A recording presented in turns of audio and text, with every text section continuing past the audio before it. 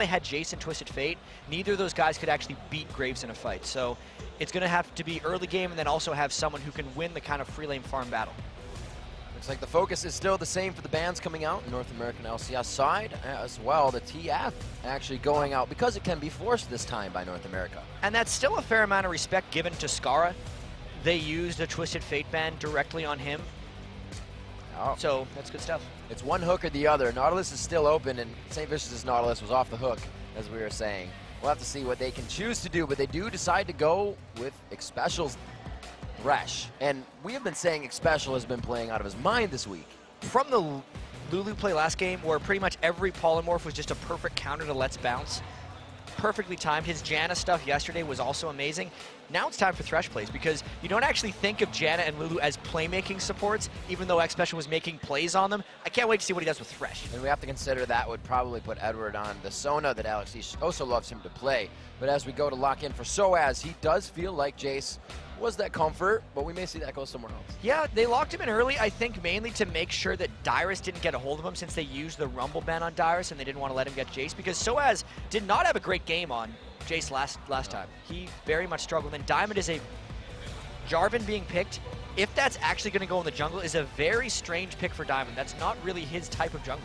It looks like they may be leaving that top lane out. Malphite's still there for Dyrus, and he did have a good game. It wasn't able to actuate the win for them when it came to the team fights, but that's open. We see a Zed being hovered over it as well here for EU. And the Zed hover here for EU could just... They're not going to have to worry about the Lulu interrupting it again, but as we've all seen in Mad Life's Thresh, you can still interrupt the Let's Bounce if you time things properly from Xpecial's side. And I just want to talk about the Nautilus again. That was such a solid pick for St. Vicious. He had it from start to finish, and being able to get that again will give them a lot of kill potential in their lanes. And something that we've noted throughout St. Vicious' career in the LCS is he was one of the junglers to have the most hands and first bloods for his team. So having the impact of Nautilus again is huge for NA. And he will always try to make impact early. That's one of the reasons that North America did so well in against China, even though they weren't able to win, and why they did so well in that last game. His early presence was all over the place. It was the late game that was always the issue for North America. All right, we'll see that Karthus, like you said, being locked in still, but we'll have to see if they decide to swap the lanes this time around, as Yellow Pete locking in the Varus, and they do actually lock in that Zac. I love how the giant Nautilus just locking the champion portraits, but the Varus pick is just Yellow Pete getting back to his even more comfortable champion. He played a lot of Misfortune and a lot of Varus here, so it gives them a little bit more crowd control so they don't lose necessarily those fights so badly. It's strange that even a Misfortune or Varus, both those guys have the power in fights, but they really need the shutdown. Oh, so they're going for the double lift Urgot possibly this time. It got him into an antsy situation of trouble last time, where, as you said in the replay, double lift focused a little bit faster than Dyrus could, and he took turret aggro, so whoa, they're going to go, no, safety the other way. They're just, no, we're not going to be diving in, we're going to be diving out. That also depends on who you play like. It does depend on who he plays like, but at least he has the option to. When he got the Dyrus dive in. That's a very comfortable team for North America. They got the double hooks, a huge amount of damage from Skara. This could be one of those fights where games where they don't want to give all the farm to double lift and make sure a bit more is on Skara, since they need Skara actually to bring their magic damage to the fights rather than just their AD, since they can get some of that from Renekton as well. So I like that composition overall for North America. And I have to say, two perfect picks there to finalize that out against a Jarvan. You're not going to keep any of those guys blocked up. Doesn't seem like it. Maybe a Skara. Everyone else is going to be hopping around. That was just the last two picks. But even if we look at Thresh and Nautilus, they can find their ways out of that wall as well. It's actually just Skara, who Diamond can 100% keep in there. Wow. So seeing these last few picks, unless they do some kind of lane swap and throw Jarvan into a lane, it does look like we're going to be seeing Diamond on Jarvan, which will be a new experience for me. I'm very, not confused, but interested to see that they didn't pick Sona. That's an all-in initiation. Karthus walking into you, Nautilus, Thresh. A Crescendo would be perfect for that disengage, but it's only going to be safety for one person, and maybe a Let's Bounce Wild Growth? And I don't know. North America knows something we don't know, because they picked Lulu before any supports and denied it essentially from Europe if Europe is able to pick it with their last thing. A lot of it could just do with the Let's Bounce again, because they can all knock people aside and then Lulu can knock them up for these team fights. But I do definitely favor North America's composition here. It looks good. Skara still being able to kind of that press R composition, not as much, but its presence if they need it. We'll have to see if this composition maybe gives EU a little bit more roam, more safety in their lanes for just that surefire mid-game to late game and pressure of objectives. Yeah, I feel like EU is definitely going stronger for the lane with the jungle Jarvan. He wants to be able to make the impact right away. He got shut down on Zac last time. So the biggest thing we're actually going to have to keep track of is where the AD carry and support go for North America. Are Double If Your Next Special going to be shutting down Diamond plus Alex in this game, or is Europe going to have a totally different plan to try to stop that from happening? You know what's interesting to consider as well as we talk about the junglers a little bit, a lot of the North American LCS in the end, or even the European LCS, we saw the junglers hugging lanes in the 2v1s for quite some time to soak up experience, but we've really not seen any of that. That is a very good observation, and that could just be the fact different regions coming together, not as much time together, and we got to remember that was also the LCS promotion, so it could be a whole different cast of teams trying to pull off that strategy. And I also got to say, there's been more 2v1 mids, and the ganks there are much less successful or pressuring than the 2v1s that we'd see in the side lanes. All right, we'll have to see. All the stops do have to be pulled up by Europe in this next matchup. The best of 3 so far underway. 1 game in the favor of North America as we are onto the Rift, ladies and gentlemen, and into the match. So now we see Europe coming in. How many wards do they have? They actually picked up a pink on Soaz. Nothing but wards and potions for him early on Zac. A lot of Zacs actually have been starting with rejuve beads to just stack with his crazy health regeneration in lane, but it's actually Dyrus who's went for the rejuvenation bead if they, in some crazy world, actually laned against each other. Oh my gosh, yeah. Looking at the wards as I give him a chance to eyes on. And we'll see a lot of safety coming in. No, not even semi-deep wards. It was NA all over the Wraith ward right off the bat, as well as pink warding things out to make sure there wasn't vision in the beginning. And they don't want to get invaded early here. There. North America is actually looking to press a little bit, and they have more pressure early because if they land a Thresh death sentence, it might give them an opportunity to make something happen. Able to walk it all the way in on this one to make sure they're safe. Actually put it out on the side to make sure they can see a little bit more. But North America doesn't have everyone here. Look out, Scar! Oh, he walks into the bush. The Ignite goes down. The Flash is out. No, the Ignite did not go down. It was very kind of slow reaction there by a few. That was a little bit touchy. It's like Scar didn't know, and you didn't know. They both were kind of surprised at the situation. There was no reason for Scar to walk into that brush either. It was one of those ways where you're saying, I wonder what's in this brush. If I find people, I'm probably going to die. If I don't check the brush, not much bad is going to happen. Do you check the brush? The coin Don't do it! Don't do it! So he should be all right, but he is going to have to use a few of those potions to keep himself in the lane. But he's just going to be happy farming. We give Diamond over to the Wolves and the blue. Orthodox starts for the junglers, and it looks like the swap coming in for EU as they're going to hug onto the golems in the top lane and put their AD carry up top. And I actually wonder if before that flash, Scar was going to be going to a different lane, because now without the flash, he is so vulnerable. He has to be in mid lane to even have a hope of surviving against a Jarvan gank, so they're not going to be able to pull off a 2v1 shutdown on Alex Siege, whether or not that had something to do with Scar having to burn flash early.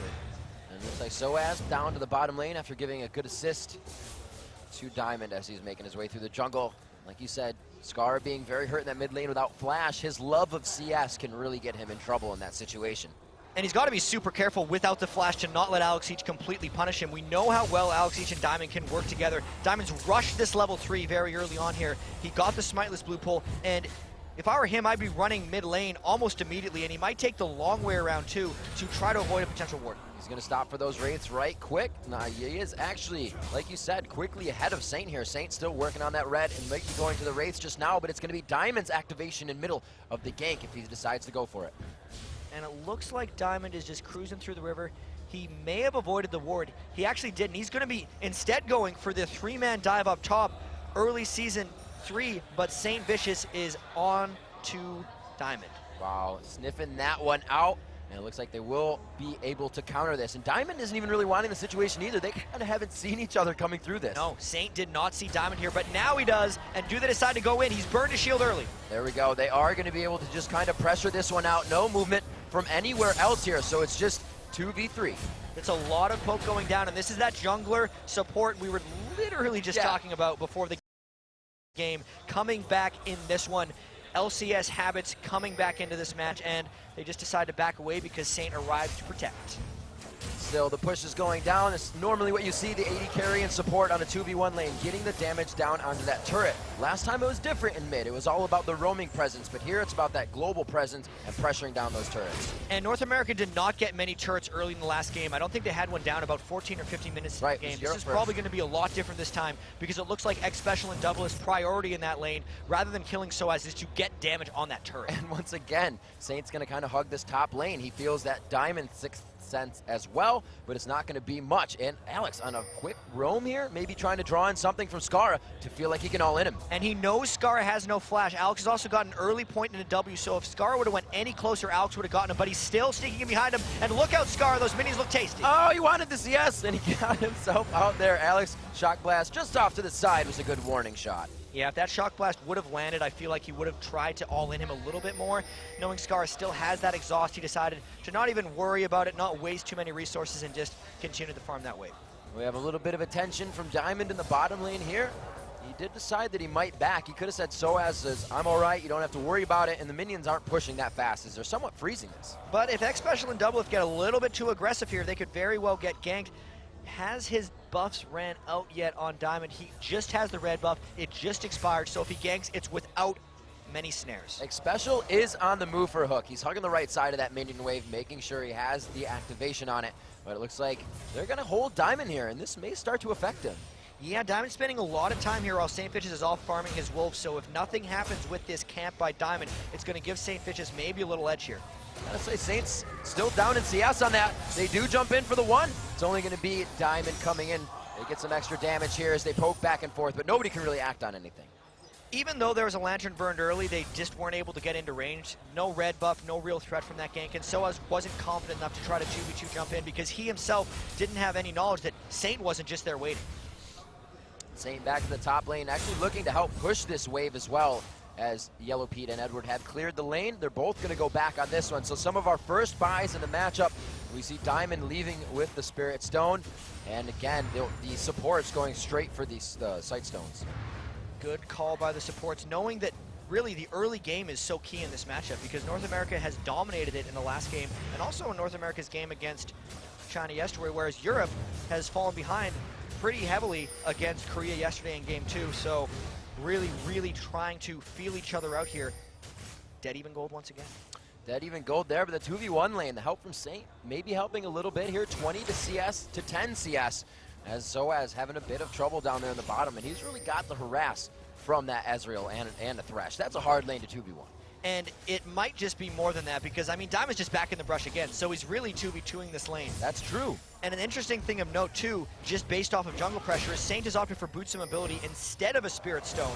But look out, they're going because Lulu's around the back as well. Knocking it in. They put the Ignite down quite early. They flay back. Can it be the flag toss execution? He flashes out of the bump up, and it looks like it's going to be Edward on the right side. The support carry coming in for the kill. Will he find a life? X Special gets a kill for himself. Oh my gosh. 1 for 1. The Requiem comes down. It's going to be the true shot barrage just on the tail side of Diamond, but not enough damage. X Special trading support for support, mono e mono, pulls him into the turret, makes Edward pay for his flashing knight. So that gank was good for Europe because they were able to trade the kills, but it was better for North America because they didn't expend as many resources to get that happening. Tiers being stacked up as we see some of these inventories now starting to fill out. They're able to get out of these lanes, which have been so much more aggressive back and forth. NA not getting the momentum they had last game. Europe able to finding a way to stall this out. And Yellow P winning a little bit of a 1v1 there, even with Soaz on the right. That was a very safe trade for Yellow P to take because if Doublelift would have decided to all-in him, Soaz could have definitely decided to cancel his back and just go in and kill Doublelift. So really good opportunistic harass there at Doublelift. Luckily didn't decide to harass back. The Giant's Belt very quickly coming in for Soaz here. At that, those are a lot of longswords. Sail on longswords, aisle 5 right now for EU LCS. Oh dear, so maybe that is we could see a Lizard Spirit coming out from Diamond on Jarvan if he decides to transform into those, and probably a Brutalizer coming out from Alex each. I don't think those are actually building towards the same item. So we see X Special giving Edward a call there, saying hi. Soaz taking a little bit of harass from Dyrus in the top lane. Dyrus is 40 CS and Soaz is 19. That is a huge difference, and Maybe it just has to do with the way the junglers were deciding to camp the lanes. When Saint came up, he just showed himself. And he kind of tried to scare them back and maybe let Dyrus farm. Whereas Diamond was hiding away and trying to bait in a kill, and I feel like that cost him in farm. Very well played by Doublelift and Especial in that bottom lane to pretty much freeze it just outside of that turret range as well, taunting Soaz to ever so slightly step out of line when he needs to. Yellow Pete now taking hold of that lane as Soaz says, it'll be all right. I'll be all right in the top lane. And he really isn't taking too much damage. No, and they're back to brawling right now. Giant's Belt is a great build here for Soaz right now since he's getting percentage or max health back from his bloblets when he goes in. And Dyrus really hasn't shopped in quite some time, so for now, even though he's down in minion kills in that lane, he's going to be able to hold his own and maybe catch up a bit. All right, we may see an activation in mid here. Blue buff could be going over to Skara. Nice hammer back. Alex keeps himself safe. And in this mid lane, Scars actually went for Catalyst first instead of Tier first because he was worried about the kill potential of Alex Siege. That's one of the reasons he's been able to kind of keep pace and farm despite losing that flash early and getting beaten up a bit. So slow down in the late game transition for Skara, but survival in the lane. And without North America kind of having a go-to strat here to start, it's an orthodox, you know, kind of laning up. Everybody's in the same lane you would be. They're not as far ahead in CS as they were last game. This game is completely even. 1 kill to 1, no turrets taken, and the gold is just 200 apart. Really, we're going to see a breaking point, maybe at some point, whether it's a backfire dive, whether Diamond actually gets one of these camping in brushes ganks to pay off, or whether we see a dragon fight. I'm not sure what's going to happen. They're still focusing on Alex here. He's still one of the guys they want to continue to pressure, but it's the bottom lane that finds a bit more. 100-0, right quick. Well, there's the wait for a while and go. They had a pink ward in the brush that Diamond was waiting in, so he waited for the recharge of his flag jump combo because he'd come over the wall in the sneaky way. And with that, they might be trying to take down this dragon. They didn't really burn that much from that fight, so if NA wants to defend this or contest this, it could be a dangerous fight. That is huge. They have the area of effect to really take this one in. Skara coming from the backside. Requiem is up. Can initiate or end this fight. Saint just on the outside. They aren't going to pressure, but he is going to lead them into this brawl. May hook back. No, they decide to completely go away. Yeah, Saint was thinking of walking up and maybe getting a smite steal, but then he realized they didn't have enough people there, and the team was definitely not going to be backing him up. So once he got polymorphed, it really just burned a flash, and he didn't get close enough to try for a smite steal. So that was definitely a great play for Europe because they forced NA to waste a bunch of time at Dragon and got no reward for it. We look at the inventories here after our first Dragon on the game. The Lizard Elder, yes, going into the hands of Diamond. Yellow Pete farming that. Oh, get caught on the bottom there. Played up. Yellow Pete could go down. He gets barriered on as well. He is not going to get out of this one alive. Doublelift picks that one up. I believe X Special led that off with a death sentence that just caught Yellow Pete off guard. Still had a flash. Yellow Pete didn't even flash away. He was just overextended and got hooked. Came around from the lip of Tribush. That Fog of War gameplay really helping out with that kill. So 12 minutes into this one, already seeing the dragon down. That really didn't happen until 18 or so minutes before. The first dragon fight last game left both teams crippled. And right now, EU is saying, you know, we don't need momentum to start this game. We're just going to start from the ground and go up. And they've been farming away pretty well in all of these lanes. You can see 116 to 101 to Skara. Alex Siege been sitting on that tier that got us for quite some time, whereas Skara just got his. So that's going to be a much later transformation for his tier that got us item that Skara gets into. And Alex Siege, finally, I think this is the first game he's had in this All-Star event where he's gotten going a bit early. See what that can do for him. He's still sitting at that 1,000% on kills, deaths, and assists. So let's see if we can get under his belt here. He's been pressured, so we'll have to see. Picks up the Manamune, and we could very well see a bunch of people converging bottom. There are 2 people of Europe in the base right now, so if North America forces this, they would have the Requiem to assist in their 3v3. Special puts the pink ward down, allows Nautilus, that St. Vicious, to come in from the backside. Chain of Corruption is on. He's going to see Jarvan right next to him. Says, whoa, it's going to be a 3v3, ladies and gentlemen. They go in as well as the Requiem. They lock down the Cataclysm. Special staying in front of Doublelift, but Doublelift, Arcane flashing into the fight, and it looks like he's going to be able to pick up Diamond. Diamond, the sole death in that fight, and there was actually a big lack of focus by North America in the start of that fight, with Doublelift focusing most of his early damage onto Edward, but St. Fish is trying to lock down Yellow Pete, and who would have guessed it? Diamond's the one that ends up dying at the end of it because he cataclysmed in to try to save. That was just the advantage from NA because they knew they had the Requiem, and they baited that Varus ultimate in for a fake engage. See how the lanes are still faring. We see the bottom one going very well for Doublift. Again, a 2-0-1 game for him to start off. Looks like they're going to try to get him going as well. Scar. 0 mana Scar. He's got the blue, but he's not going to have enough to maybe get away from this one. Alex hits him away, dodges the shock blast. Really having to wait for that flash until Alex burned his Q, because if he would have flashed early, he would have just been sniped. He was overextended, getting hungry for some of those minions. Scar tends to do that sometimes. Alex punishes him for it by burning both of his summoner spells. Alex also played that one smart. He did not flash, so he may have the second engagement when Scar comes back.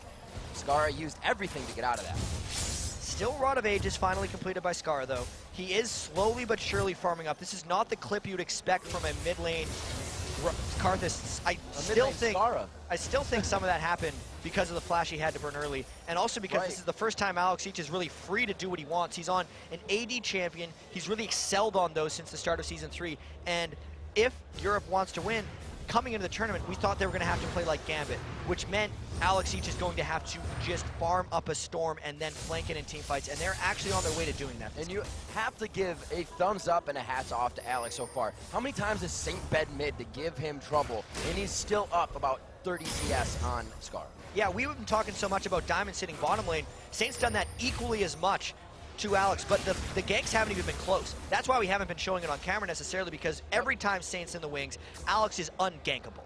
He just pulls it out, makes himself safe, and it looks like he's going to head back to lane. Now going up against the Rod of Ages tier. He himself trying to fill up that Mirror mana.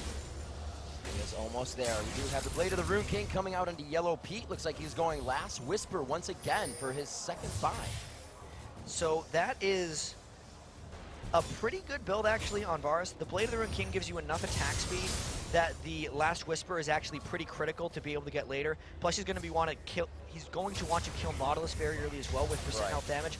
I do like that combination from Yellow Pete. It's actually difficult to transition past that. So he's going to be hitting a pretty big spike when he completes Blade of the Rune King plus Last Whisper, as opposed to a regular conventional AD carry build. Well, you see kind of a movement on the blue build here coming in for Ezreal. Definitely goes for the Bloodthirster to start that off instead of Lizard. And that's exactly what Doublift did in the North American qualifiers. The Bloodthirster first into the tier. That is my favorite version of the Iceborne Gauntlet's Mirror Mana Ezreal, because you get so much power in the lane just off the Bloodthirster, and then you get to transition into the annoying thing, so you never really have that weak point. We'll see how he utilizes it throughout the game. Right now he's got himself a good 10 CS up onto Yellow Pete. They do have Soaz here. Going to give some Dyrus some trouble in the top lane, but they back off. A little bit of a lull in the game for everyone as they just get their farm on until the next fight. And the last we checked of that top lane, it was really Soaz sneaking up there at 20 minion kills to 40 with an item advantage, and then just kind of farming it out.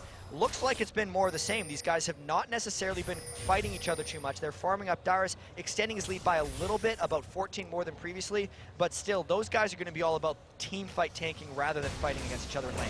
Scar getting hit up once again. Nice dodge there. The phase change by Jace. Alex keeping himself safe. A lot of aggression in that bottom lane, though, as they may try to go in for this fight. Europe really wants to dive in, but the fight is bottom, and he is gone. Yellow Pete gets obliterated on that one. Chain of Corruption is going to help Edward walk out of that, but that was big for them. 3 assists coming out. And it's even bigger because the Dragon just spawned, so if North America can repel this push mid, they're going to be able to trade Dragon for Dragon with Europe, who got it earlier. Dyrus coming down to focus his bottom lane. Like you said, that focus now being put down towards the bottom side of the map. Edward may lose his turret, and they may lose the Dragon with this amount of pressure. 6 seconds on Pete. Very least, this is probably going to be the first turret of the game for North America, and a 17-minute turret really shows to the laning that's happened in this game and how neither team has really overextended. All the ganks have been about killing rather than pushing lanes, as we saw a lot of early in Season 3, but first turret down, North America gets a slight gold lead. There was a ping on Dragon just now. Saint's making his way out there, but it looks like bottom is backing. So they say we at least need focus, we at least need vision. They're going to attempt. And Yellow Pete's made it all the way back since dying, so North America didn't really use that window to try to get the Dragon. Both of the top laners meandered their way back to the top lane to just start fighting up there, and it looks like the Dragon is completely deprioritized in this game. Let's see. Looking at Diamond and Saint now in these inventories. Diamond still building up. Looks like it's to be team-oriented in that bulwark fashion. Saint going for fight. Not selfish, but the cooldowns, the armor, the regen, and really getting himself to help engagements for the team. And the boots mobility was the rush. He's only been able to get 2 kills off of it since, but he could rush forward quickly. Europe, though, good pink ward timing, good back timing. X Special is not there. I think Europe's got this one. They are going to be able to take it down. It may still be an engagement, though. No, the gate is going to get them out safely, and nothing comes back to bite them. With the way Europe is playing this one, kind of in and out, getting the Dragon, not wanting to fight, not even forcing a Dragon fight, I feel like they think they're going to have a window in this game where they can win team fights, and they're just working towards that point. Well, from last game, it was like their positioning and not team fights won it. So it almost looks like they have two avenues. But this team, like you said, bringing to the table, it's going to be pretty good fight teams. I think they're really looking for Alex to farm up and become an unstoppable beast. They're going to get that Muramana transform, I think, in a couple minutes. His Muramana is actually sitting at 720. So in about a minute, he's going to have that, and that's where they might start forcing their team fight. Maybe at the next Dragon. They're waiting on the Aegis from Diamond Procs. Soaz is waiting on probably a Sunfire Cape because he just completes it right now. The Aegis goes in, and as soon as that last Whisper comes in on Yellow Pete, I think it's go time.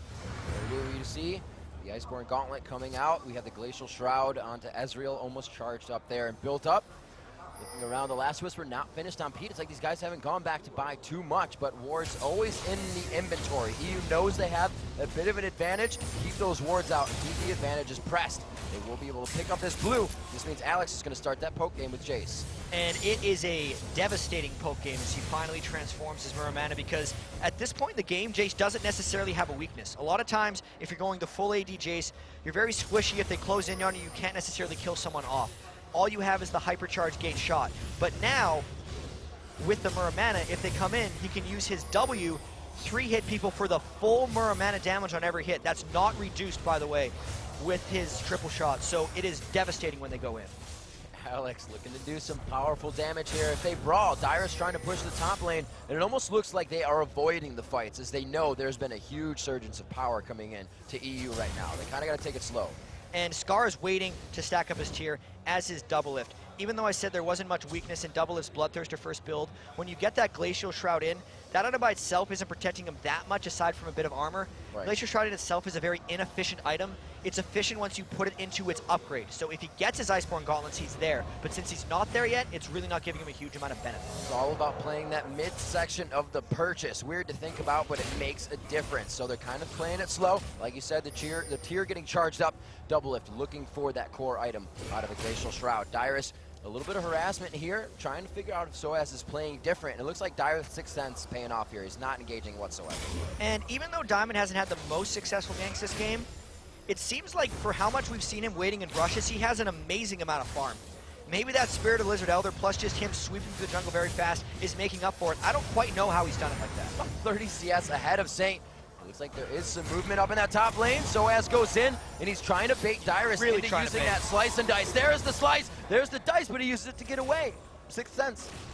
Dyrus is a patient man. Wow. He knows how to top lane, and he definitely senses something is a little bit up right here. I wonder if North America is going to try to counter this one because they've been up there for a while, and finally they dive in! Oh, Dyrus, you got too antsy in the pantsy. I don't know if you're going to make it out. He does. Still has the ultimate to throw down, and he did. A few more caster shots coming in. The auto attack there from Diamond. Oh, the flag toss. Lawn darts, that's why they're illegal. Style points there with the kill from Diamond. Support is rolling in from him, but actually Nautilus is on the chase. North America might try to turn something around here yet. There they are, the wall goes down, so they have vision on the other side of the wall. It looks like Saint is gonna dive into this, but Scar flashes! They get a good depth charge onto Diamond. He goes back to the fight, dodges it, tries to get some damage onto Double Lift, but he puts himself in for the safety of his team. And surprisingly, the red buff actually fell off Diamond right before he died to Double Lift, so there is no red buff that Double Lift gets to have. Makes the dive actually successful for them since they not only got a 1-for-1 without transferring a red buff, they were also able to pressure the mid turret when North America roamed up to support. I was going to say Alex hadn't been back to buy in a while. Looks like he picked himself up a nice last Whisper after the Muramana finished. Looking for a lot more items, an Infinity Edge to come out of Yellow Pete this game. Huh, so the pickaxe is actually going for Infinity Edge. Makes my whole speech earlier a little foolish, but I still think that's more of a late game transition build. It means that his last Whisper is actually going to be very slow. So if he's ever dueling Double Lift while Double Lift has the Iceborne Gauntlets, he's going to have a hard time actually breaking through that damage. Oh my gosh, just going back. Alex D says, I'm getting out of here, but he meets a St. Vicious. Oh, the 2v1 in favor of Alex right now. He's actually fighting 3 people with Requiem coming in. Now into 1v1. A 4th person fighting Alex in this fight now with True Shot Barrage coming across. He may not make it out. 4 is 3 too many. As impressive of a fight that was for Alex, it doesn't actually give his team an edge. He gave up assist pool gold essentially in that fight. He is such a powerhouse at this point in the game with his channeled farm, his last whisper, and his Mirror Mana transform that he can take on 2 people at once and come out ahead. But if he dies, it's not necessarily worth it unless Soas can get the turret. So we're going to go ahead and say this game is a bit closer than last game. 6-4. The gold still within 1,000 now at 24 minutes. The turrets within 1. Pressure to the top lane still coming from Skara. We'll see if he can do anything to hold this off or get the team to bolster up with him. It looks like he's just going to be there, farm it up. And we have to keep track as well of Doublelift's power this game. 4-0-2, and for as much as Alex Each has been farming on Jace, Doublelift is right behind him here. 9,100 gold on Double, 8,500 gold on Alex Each. So the battle of the biggest carry right now is to Doublelift, and with that Iceborne Gauntlet build, he's actually going to hit his max item build a little bit sooner than a regular AD carry. So NA will be able to have really a max item Ezreal quite quickly. True Shot Barrage going top lane. They look to save this turret. That will be fine for now, and it looks like they are going to try and focus down Dragon 2 seconds from now. Skara still going to the top side. He's going to be at blue while they do this. Skara's got to hurry up getting this blue buff because they just keep giving up dragons to Europe, and Europe has been on top of it. North America has not been in position, and this looks like dragon number 3 for Europe. And they're actually on both sides. They are trifecta around the dragon happening, but didn't want to go in for it. So with that dragon, Europe has the gold lead. They actually haven't been winning that many fights. 6 kills to 4. Really the only one who's been powerful on his own has been Alex Each. And since they're getting the dragons, we actually haven't seen the team fights getting generated by these guys. They know the consideration for power of both of these teams is coming in. Last game we saw North America dictating a lot of what was going on. The play absolutely bouncing out. There's the box. The initiation comes in after this. Dyrus is still there to help Xpecial. It was going to be Doublelift coming in on the side too. That could have been scary for them, but each team backing off now. Really interesting disengage, I'd have to say, because Soaz was the one caught out. He used his Let's Bounce just as a way to get tenacity and escape out of this fight. Good play by North America, burning the Let's Bounce, but we'll see who capitalizes. Let's see what they can do. 25 minutes in, it is 6-4. But it is going to get a lot more hairy with these turrets going down. They are pressuring down the mid now for North America. This was North America's turret on the other side for EU, so a definite momentum push for Europe as we come into the mid-game. And this game is not even close to being decided yet, but it will be decided soonish, if that makes any sense, because they've been farming up for so much, and the team fights just haven't met the right conditions to happen. We need to have the dragon fights. The Baron fights could actually happen fairly quickly. You got to keep in mind, Skara is on Karthus, who can kill Baron incredibly fast. Doublelift finally picked up his Iceborne Gauntlets.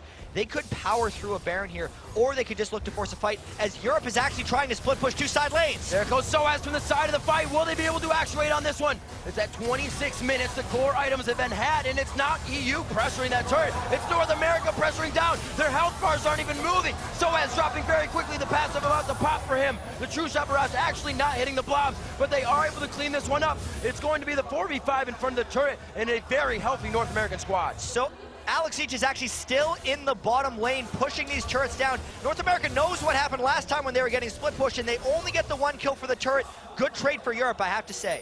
They start backing this one up. Looks like Alex still trying to pressure that bottom lane. Doublelift is going to be the one to stop here. And Alex, realizing that he cannot see everyone on the map, is actually staying here. If Doublelift gets a single hit on Alex, there's a chance he'd be able to kill him. Alex has to be very careful here because the chase potential of Doublelift's Ezreal is immense. Dyrus coming up behind. Dyrus almost in range. That is going to be a shock-gated Jace. Not going to be able to catch that guy. The EU trying to make some moves, trying to now pressure every part of North America's side of the map. And they're really just trying to execute the split push strategy, NA not letting it happen. North America back in the face of EU as St. Vicious says we can do it too. Thresh getting a kill, actually Xpecial comes up with 1 for himself in this matchup. Diamond going down, Diamond hitting up as well by Doublelift. And now with Diamond out of the way, no smite steal is potential for North America, but there are still the 2 solo lane damage dealers from Europe who might try to harass this one. North America going for this Baron. Wards are being spammed in from the outside. Let's see if they can get this one down or how Europe tries to contest it. Diamond not in this one. They're not even going to pressure. The True Shot Barrage coming across. There it goes to Saint, and it's a 28-minute Baron for North America. For all the split pushing, that one mistake may cost Europe. After that Baron, they are still up in gold, which shows you how much map pressure they've actually been able to attain throughout the rest of this game. but a very critical mistake by Yellow Pete and Diamond getting caught out in this one. We have to wait to see how North America presses this Baron advantage. Blocket of the Iron, Solari coming out for a special, and why? Because he's 2-6 along with his 6-0 and 280 carry. So pulling out the strength of the team right there. And on top of that, does that Locket protect the Nautilus shield from breaking? It depends, I think, on the order of the shields when they're applied. They'll kind of stack on top of each other, so if they do, it would work very well for them. I really like Locket, particularly on X Special, because Thresh in himself, his Lantern is almost like a Locket. Yeah. So he'll get a double Locket in some of these team fights and really frustrate a Shock Blast or any type of Let's Bounce. You can almost completely negate Does that Locket, the shield consider the Locket cooldown of not being as much next time? Not sure what you're going for, but Doublelift getting caught up by Alex. All right, we'll have to see if Doublelift gets hit up here. Alex, eesh. Wow. That was quite quick, the Requiem. Not really phasing him too much. Yeah, Doublelift has got to keep his distance from Alex right here. That was an absolute crush, and that's what they're trying to do to stay in the game, is just keep up Alex's split push pressure. Okay, let's see what they do at 23 minutes. EU kind of gathering in middle here, saying, power in numbers, buddy system, let's hold this one out. But North America is doing the same as well. You cannot not move as a pack right now. There is just too much strength to go around. 3 core items and the Muramana finished. Is Alex even able to build into that Hex Drinker for personal safety? And these guys are coming out. The Bulwark now, so Skara getting a little bit hit up on that. Yeah, and Scar got the transform even though he had the really late tier, so he's managed to kind of reach that late game Tarth's potential. No kills, he's definitely not the same threat as Alex, and we did talk about potential split push threat in the pregame and how Europe really needed to have someone who could solo any potential split push that NA throws at them. And the battle between Alex Each and Doublelift could actually happen a couple times throughout this game. That last fight was a great sign for Europe if they want to continue the split.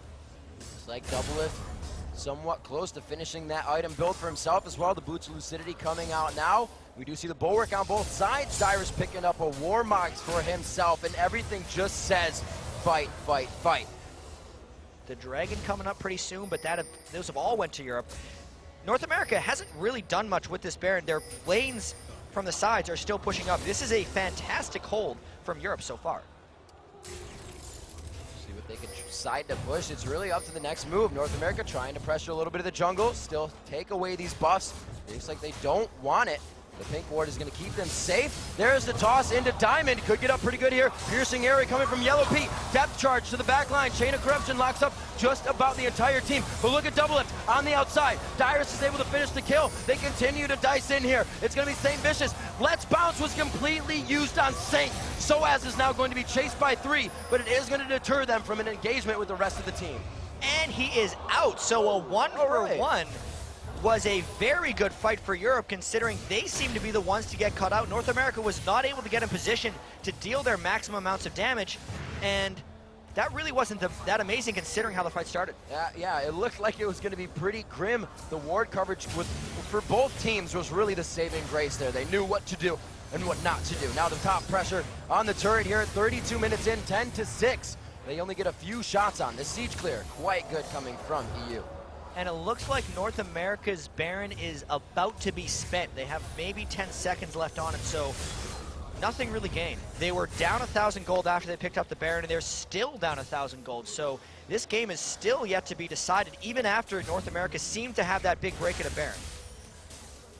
Leandry's being finished up onto Soaz. They can get that percentage damage down, and that's going to help. We got a pretty tanky Saint and a pretty tanky Dyrus coming in there. Infinity Edge finished up onto Yellow Pete, but we saw instant depth charge onto Yellow Pete that fight. Really all he did was piercing arrow, so it's scary for him to get close in these fights. He also got that Chain of Corruption, which held North America the 4 pretty 5, much that's in place. True. And it spread to pretty much anyone, which forced North America, or actually made them incapable of chasing all the way through.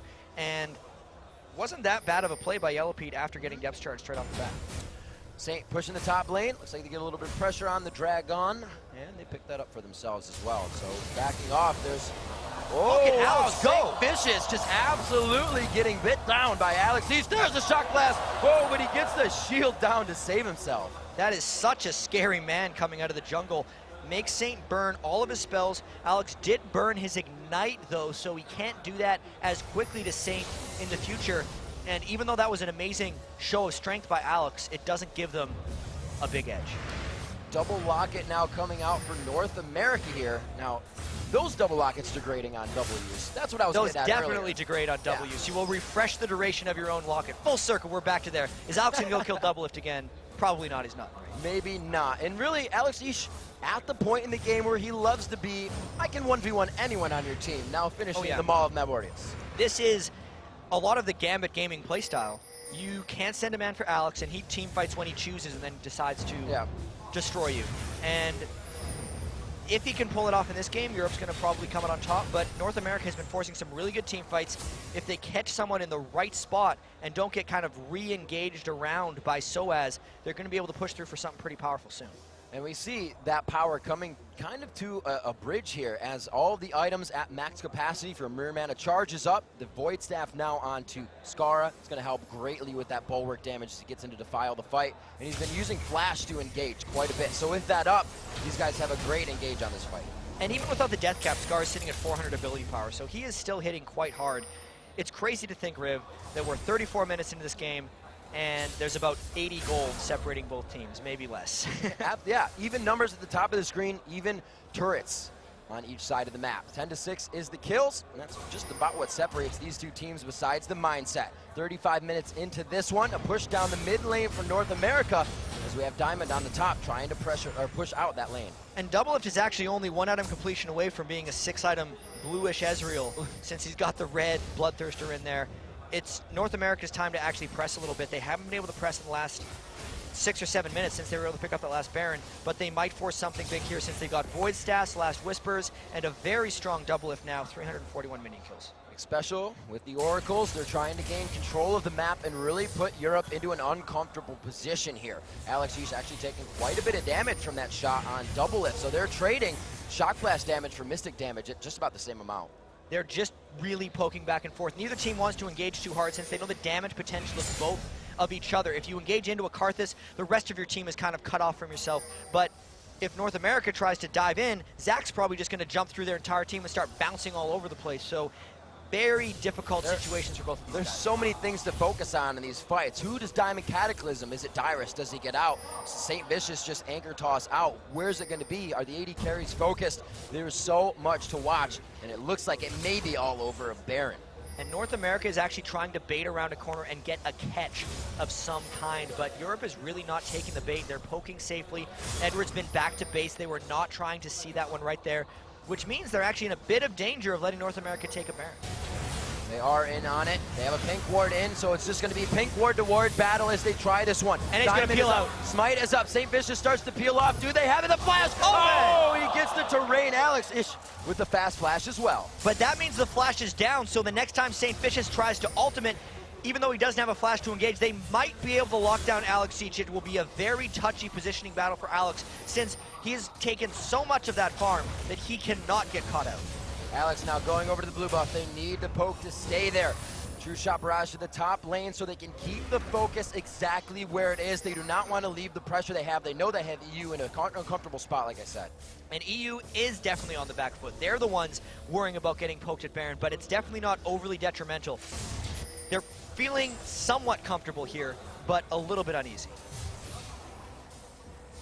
Pressure now still at Baron. We've been here for 2.5 to 3 minutes. It's been tagged. It's been walked away from. This dance is becoming a grand waltz for these teams as they start to engage it once again. We're going for possibly the final dance. They got the toss into Alex Ish. The depth charge pops up too, but they dive to the back line. Cataclysm gets everybody it needs to. Dyrus can't even get out of it. He's trying to fight Diamond. Requiem comes down. Is it enough? A double kill for Yellow Pete on the Infinity Edge 5 for him with the blade of the Rune King. Skara picks one up. It's going to be so far a 4-for-1.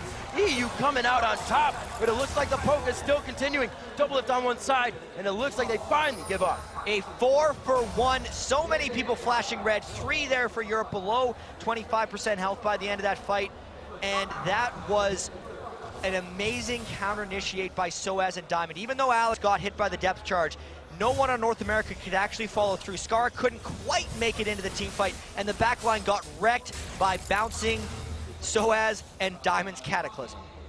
Locked up and knocked up in that fight. Such good crowd control use. They stacked it one on top of the other instead of right on top of each other. Looks like they're going to be able to grab a nice Baron off of this. walk it down mid lane and start to give a little bit of hell to North America. Because we're really 38 minutes into the game now, those death timers after that 4-for-1 fight for really long. So normally after a really close Baron fight like that, you get to see no one have it because they're all alone, they have to go back to base. But they actually went back to base and then came all the way back to Baron, and North America was still dead. So they were able to take the Baron for free, which is great. Not for free, because of the fight. Indeed. Because they fought valiantly and kept themselves alive. We were talking about it a little bit last game, is you fight something, you don't have enough health to do it. But Gambit's kind of finding themselves on, we have more than enough health to do things after these fights. And that, after being so uncomfortable, has to be a boost of confidence. And they were playing this whole game up until now because they feel like they're stronger late game. The way they were trying to sneak the dragons, how they were never really forcing fights because they wanted to reach a late game point where Alex was the most farmed on their team, where Yellowpeak could be a real threat when they're in these team fights, sitting in the back and just cleaning up. It's working for Europe right now. Alex sitting at 100 CS per 10 minutes right now. He's got that 400. He's looking to give Doublelift a run for his money on that. And Guardian Angels being picked up more on the EU LCS side. Hey man. Very Gambit-y. That's back when they were a Moscow 5 strategy in Season 2, when they wanted to end the game, everyone would build Guardian Angels and they'd make their final push. With the Baron buff, with double GAs, even though they're not as strong as they were in Season 2, that could be Europe's play here. Extreme farm coming out on a lot of these guys. 300s for 4 of these players on the Rift right now. 2 for each side. Another 200 in those top lanes as Dyrus and Soaz have been going at it back and forth. And again, credit to Soaz. He went to that lane 40 CS behind to really help his team in these fights. And we heard what Shai said. You may be down, but you got to keep your head in the game. And that's exactly what Soaz did, because he had a very rough game 1. He has not been having a great all-star series, but he is showing up in this game despite having the early disadvantage. Brand new and Zoman trying to be finished up onto St. Vicious. His flash almost coming up still with Alex Ishis from that last flash engagement. This Baron buff keeping them on their heels. Doublelift trying to get some damage. Whoa, that's a good chunk onto Diamond there. There's the initiation, and it's not going to be too much. Oh, the wreck got him. He's got Diamond. That's a for sure. Edward with one more shot. Ooh. Gives himself the shield. Arcane shift in. Doublelift going for another kill. He's going to be able to get that one. This is going to be double-licious, and he looks like he picks up Yellowpeak as well. 1, 2, 3. That's going to Skara. And Europe was so confident because they had double GA and a Baron buff that they let Doublelift sneak up on him, and these are very long death timers. 50 seconds on Yellowpeak, 40 on Diamond, 35 on Edward. They might try to end with these 2 Baron buffs still sitting on Europe. The Death Chamber putting the sweat on the European LCS All-Star team right now. The first inhibitor turret to be hit, battered, and beaten down by North America as the inhibitor now lies in their eyes. 20 seconds still left on the shortest death timer. They got 40 seconds on Yellowpeak. Alex and Soaz have a bunch of damage. There are no creeps for North America. They're going. They have the poke. There's the Zac attack. Let's bounce. Seraph embrace for Skara. They're going to fight this one out right at the Nexus. The front door is being beaten down, but Europe is doing everything they can to clean up the doormat. Dyrus left alone in the turrets. He may be able to walk out, but that was a big, big stop for Europe. And now Europe is on the offensive. Alex still chasing, and we know how much damage he does. Oh, home guard onto its special. Guarding it beautifully. The shock blast hits. The changes in the gate to come out. He will continue to chase. The jump on to the skies. Dunks him down. And now we're throwing the gauntlet back around the other way. That is 4 death timers for North America and everyone alive on Gambit. I mean Europe, they're going now for the Nexus. The supercharged Gambit, as a lot of Europe calls them, but they are the European All-Stars, hailing from many regions, coming together here for this spectacular play in the Shanghai Grand Stage. 15 seconds on Skara, 17 on Doublelift. I feel like they're going to res to get to the final edge, but this inhibitor is definitely going down, Riv. Inhibitor for inhibitor. I don't know if they're going to be left fighting at the Nexus turrets. EU says it was a little risky. We'll back out for this one. Let's take a breather. Yeah. I feel like we should take a break right now because that was unreal. All said and done, there's 4,000 goal lead on Europe. They are a little bit stronger than they were before that fight, but they have lost their Baron fight, and now they have the appropriate fear of Doublelift, I feel like. They focused him super hard when they were trying to take down those Nexus turrets, and they were within an inch of losing that game if they did not play that fight at their Nexus turrets exactly right. 4,000 gold, 2 turrets, and 0 kills separate these teams now, as they have been pretty much neck and neck. And with this gold lead, 4,000 this late in the game, it's distributed so smallly, or so little between these players. It's not an item for them. It means nothing. Yeah, the later you get into the game, the less a gold lead really matters. Yeah. It's kind of about the percentage, and especially when you start hitting 6 items, sometimes the gold lead doesn't mean anything. Because Doublelift is sometimes using his ultimate to clear a creep wave off the side, or just push it back from the base, because he's been maxed items for a while. It's not like his farm is actually netting him anything right now. It's just all about the team fight. Doublelift, captain boots. Home guard boots. Those are, no, they are. This screen protector Colors playing just kicked tricks in the on you, face. man. I wish they were captain boots, because he is. I was like, he's got the slow. He's got the gauntlet. Nope, screen protector, thanks. So 43-25 into this game, 14-14. We do have that 4,000 gold lead, but it could be not even there. Obsolete, as we said before. Locket the Iron Solari coming out. 2 members for each team as they mirror that up. Guardian Angel's not up for Europe right now, so I don't expect them to be too crazy with anything. No, and this is exactly where they almost lost the game the last time when Doublelift poked down Diamond and Edward pretty much by himself before the Requiem came in. So they got the 1 turret and they're skedaddling out of there. The Baron is coming up very soon, and that may be where we see the next thing. But since teams have exposed inhibitors, they got to be extremely careful with where the back doors can be coming in, because both of these teams have experience in that from the last game. I cannot believe the CS in this game for the amount of fighting as well. 2 people over 400 now, and still more cresting there. We're only 44 minutes in. You see this at 60 minutes. You gotta do. That is a little bit absurd. We could very well see 500 mini kills out of these guys, but if they're smart, they're going to be channeling farm, at least Europe, into Yellow Pete. And North America is going to be channeling into Skara, because Alex and Doublelift are maxed. They have to get more people to maximum power. All right, we'll have to see how they coordinate this one, where the next fight goes. Bases are open. Inhibitor in the mid lane for EU, Inhibitor in the bottom lane for Europe, as they were able to grab the Baron and get the map objective free. They're going to have to work on other inhibitors, though, if Baron is up. This is potentially it. I thought the game was maybe over a couple of times so far, and there is a gargantuan creep wave actually creeping up the bottom lane for North America.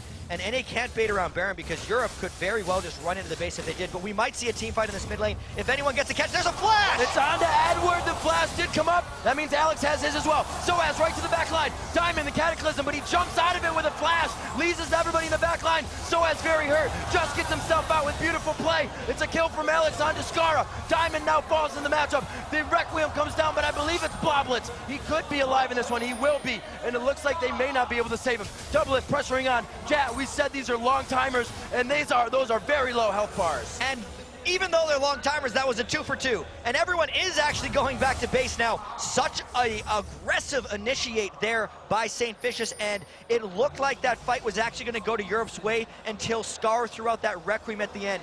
Here's the risk play, though. Doublelift next special, we're thinking about Baron. That would have been a bad idea. Jat, it's almost like both teams knew they had to have that. We have to blow some of the summoners on each team. Then the next fight will be the pushing. Oh, no! No, you gotta watch out. Catching on to that. Poke to him, but whoa, they are still going on to this. Alex East through the wall. He is going to keep going. The flash comes out. He gets the shift. Oh, he tries to turn it around, but whoa, throws that True Shot barrage out to the side. And because North America went to check the Baron after the fight and let Europe just run back up with home guard boots on a bunch of them, and the gate from Jace, they made it there in a flash. That was almost a disaster, and what a crazy chase there by Alex and Doublelift. What a crazy everything right now, chat. This is absolutely ridiculous. Still, even in kills, it just goes back and forth. The Guardian Angels are now up. Again, what EU was waiting for this to happen, and Guardian Angels aren't even being considered on the side of the North American LCS. They did go for a Thornmail on St. Vicious, but it's all about power, fighting, and staying in that fight for the one time. And Sage is really just trying to run at Yellow Pete. He knows he's going to sacrifice himself in these team fights. That's why he's flashing in for the initiations. It's about really Doublelift and Skara for North America. Darius and Saint are kind of just distractions. And for Europe, it's really about Alex Each and Yellow Pete's damage, but Soaz is a much bigger distraction than Renekton just because of how much he's bouncing around. I feel like, I can't even be sure. You can't. These fights are ridiculous. Like we said, you watch Diamond, but he Diamond Cataclysm. Here they go, though. Out of it. They are going for the Baron again. It does not look like they have a way to walk out of this one without taking damage on the backside. The wall goes down. They pressure him in. There's the first locket to stop some Baron damage. They begin the fight. Special. The Cataclysm to the backside is right on to Skara. He is shredding Soaz and Diamond right now. The first kill coming out. Full health. Soaz, they are still going. Double lift with full health in this fight as Requiem comes down. He flashes into safety and a kill on the yellow P. Here comes that Guardian Angel. The 1, 2, 3. No, he misses it, but he shifts back in. Another 400 to go for Double lift is getting a penta. Triple kill for this. The 1 kill. Penta for double. Pentakill, double lift. Wow, what a way to get an ace at the end of a 48-minute game. Looks like North America is just cruising down for this Nexus. There is no way they're going to take 60 seconds to take down the inhibitors. You can see the cams. Double it with a pentakill in the All-Star game. He may be the only one to go, though. Everybody has to back. Oh, no. Will they actually have enough? Maybe not. I called it too early. There's 20 seconds left on Soaz's death timer. There's still Nexus turrets up. The game isn't over yet, Riv. Oh my Are you gosh. kidding? The pentakill coming in. He was 9-2-6, now 14-2-6. And we said, man, they might want to channel some different stuff onto people. They just channeled everything onto double lift. But that puts a fear into the European team.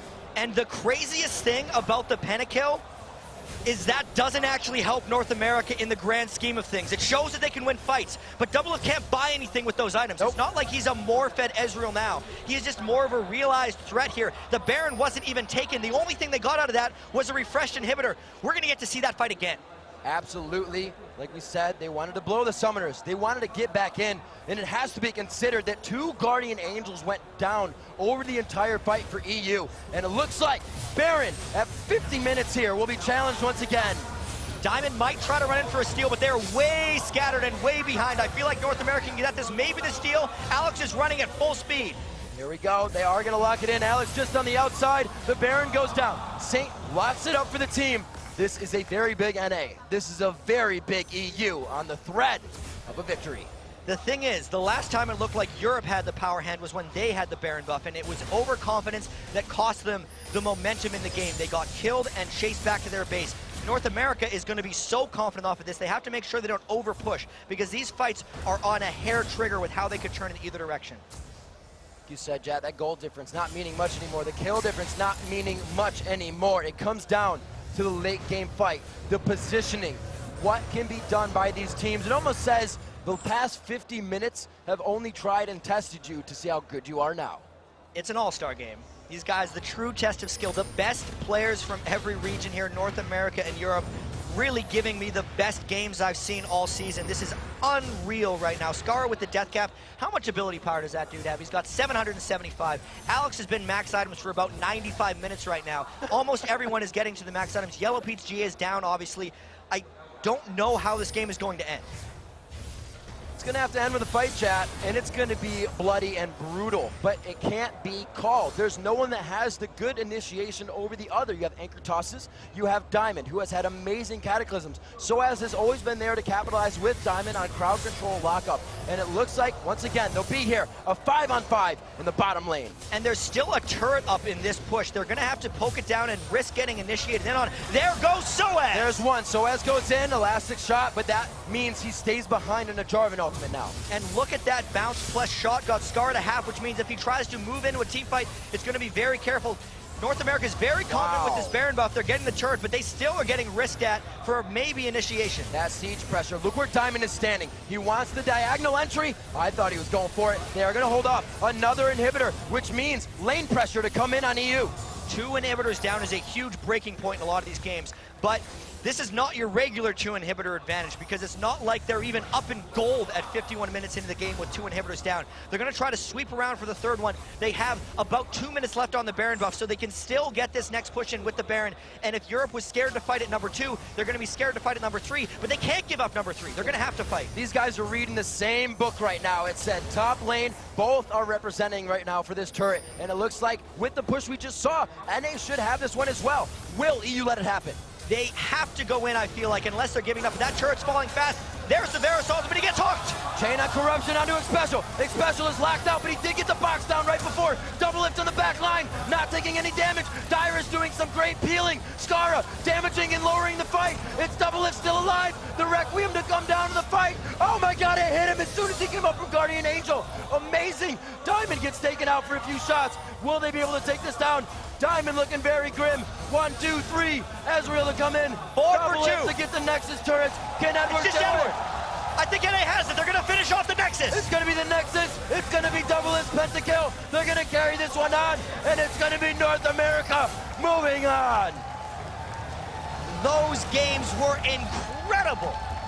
The energy from North America after that one. Just listen to the crowd. Amazing. Come on, guys. Let's go. Woo. Baby. America. We're not last. The community themselves set a 53-47, and it couldn't have been any closer from you guys to our thoughts. And you can hear the Chinese crowd now giving a mostly standing ovation to a North America versus Europe game. That was just out of this world. I gotta let my heart settle down here. Gotta catch my breath a little bit. That was a superbly played game. Did we see a flaw from either team? The engagements were there. They couldn't get to double lift. That's not a flaw. That's great play by both teams and just hard luck. I'm gonna be honest with you. A lot of that game I don't remember, so it's kind of hard to analyze right now. Blur. But I remember the pentakill. I remember Europe having Baron buff and trying to push down mid lane. It seemed like they have it, but then double lift killed a couple of them they chased down. They couldn't finish the Nexus. They get turned around. But the thing is, there was like 35 minutes of awesome game before that started happening. It just cleared away from my brain. There was 35 and another game of awesome game before that. Yeah, it's not like the first game was bad. It was amazing. We almost saw Nexus steal. Yeah. To see I love it. The innovation from each team to come out. For EU to go from ground up in that game with no momentum from game one and almost destroy North America after having such a good lead. Anybody's game through the entire time. I can't wait for the rest of the tournament because now we get to see North America take on Korea, who Europe actually got beaten fairly badly by.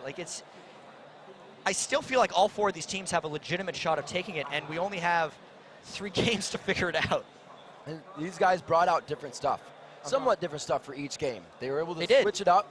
They figured out what bands mattered, and they really caused each other to play in an uncomfort zone and have to bring out their best all-star play.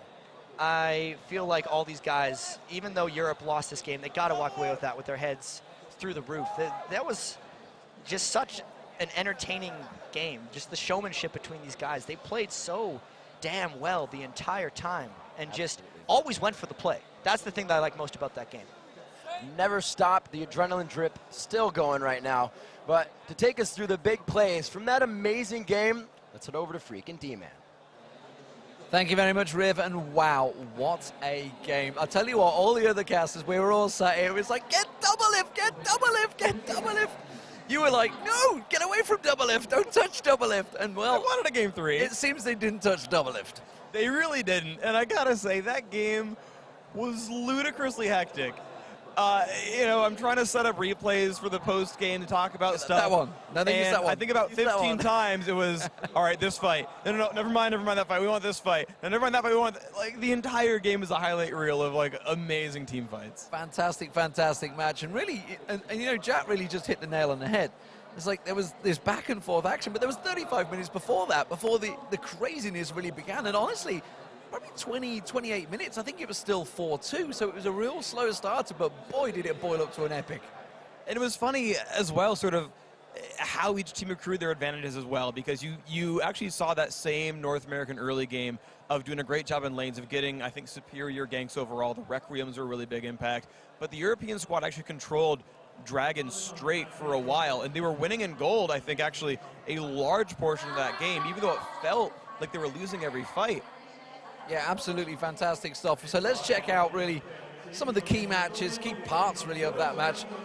It's hard to pick a singular one, but when there's a pentakill involved, it kind of speaks for itself.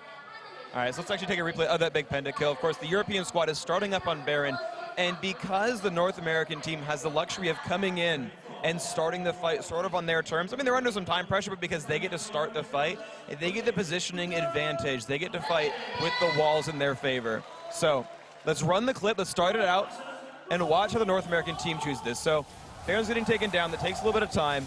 But watch the positioning when the fight finally begins. European squad realizes, okay, Wallopane is here. Baron's too healthy. We have to disengage. St. Vicious and Dyrus are completely in the front. Diamond and Soaz jump on the back line, but they're only getting Skara. Skara hugs the front of Cataclysm, gets a little bit into the team, and no one is still hitting Double because he has the entire team in front of him. He jumps the wall to pick down Yellow Pete, and now he says, okay, I'm going to wait for cooldowns, I'm going to wait for Arcane Shift, and wait for Yellow Pete to revive, jump on him again. Alex can only do so much because he was not nearly as well protected as really Doublelift was, and he doesn't do nearly as much while dead as Skara does. And so you had kind of a positioning win there of the front line being in there for North America. Amazing stuff, honestly. I mean, if you could put your finger on it, really, anything that Europe could have done to change the outcome there, what really would it have been? Because it seemed that the good old Protect, the Doublelift, seems to work well. And actually, to be honest, he didn't need protection there. He was that mobile himself. He was just getting around and attacking him from every action. I think what they should have done is sort of realized their team fight priorities a bit better, because you're not going to catch Blue Ezreal, right? He's going to Arcane Shift away. He's got the Iceborne Gauntlet. You're not going to catch Blue Ezreal. It will not happen. And if you go and send Soaz and Diamond to dive Skara, you'll eventually kill him, but do you really care about killing a Karthus while all of your frontline is sitting in Defile? If they said, you know what, we'll kill Dyrus and Saint, right? And both those champions have % health damage. Both those champions can actually kill Dyrus and Saint. Then they say, okay, we'll just break down the front line and push forward and do it more as a 5-man team instead of dive buddies and, well, good luck against Renekton. So, unfortunately, of course, that means that Europe are now out of the All-Stars, and they don't even get themselves a bye in the World Finals. So whoever does get through to them World Finals are not going to get a bye. They're not going to get that extra place. That's a big, big thing for Europe. Yeah, it's what we saw, I believe, the Korean teams back in Season 2, where, I mean, they did okay, right? Frost and Sword both made it out of their groups, and Frost made it to top 2, so heck, maybe you don't need it. But even still, I think the competition, I mean, as we saw here, the competition's getting stiffer, right? Everyone trusts on North America. Well, North America's stepping up now, finally. Yeah, absolutely fantastic stuff. Of course, coming up, we'll be joined by the Pentakiller himself. It will be Doublelift and North America's All-Star Support X Special, and actually finalists themselves already. Maybe they're going to go all the way. Who knows? Don't go anywhere, though. The 2013 League of Legends All-Star Weekend will be right back after this.